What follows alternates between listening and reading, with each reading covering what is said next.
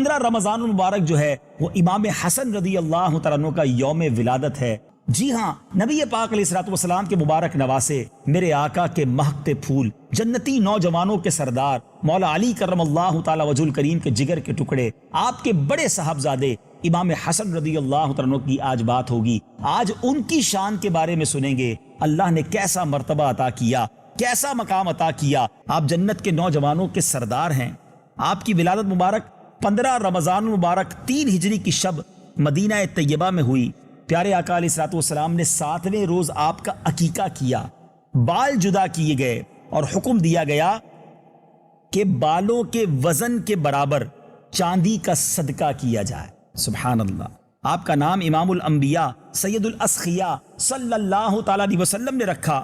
مکمل واقعہ کچھ یوں ہے کہ حضرت سیدتنا اسماء بنت عمیس رضی اللہ تعالیٰ عنہا نے بارگاہ رسالت میں حضرت امام حسن کی ولادت کی خوشخبری پہنچائی تو پیارے آقا علیہ الصلوۃ والسلام تشریف لائے اور فرمایا کہ اسماء میرے فرزند کو لاؤ۔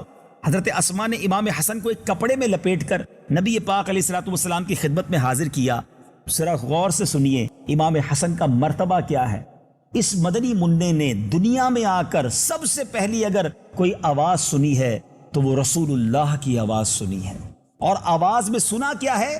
اللہ کا نام سنا ہے، کیونکہ آقا نے ان کے داہنے کان میں اذان دی، بائیں کان میں تکبیر فرمائی۔ مولا علی کرم اللہ تعالی وجہ الکریم سے میرے آقا نے دریافت فرمایا، تم نے اس فرزند کا نام کیا رکھا ہے؟ عرض کی حضور میری کیا مجال کہ میں بغیر اجازت نام رکھنے میں سبقت کرتا، لیکن اب جو آپ نے دریافت فرمایا ہے تو میرا خیال ہے کہ حرب نام رکھا جائے۔ باقی پیارے آقا علیہ الصلوۃ والسلام آپ مختار ہیں، آپ جو فرمائیں۔ نبی پاک علیہ الصلوۃ والسلام نے ان کا نام حسن رکھا۔ سبحان اللہ، سبحان اللہ۔ ذرا غور کیجئے، آپ مرتبہ دیکھیں کہ امام حسن کا نام نبی پاک علیہ الصلوۃ والسلام نے رکھا۔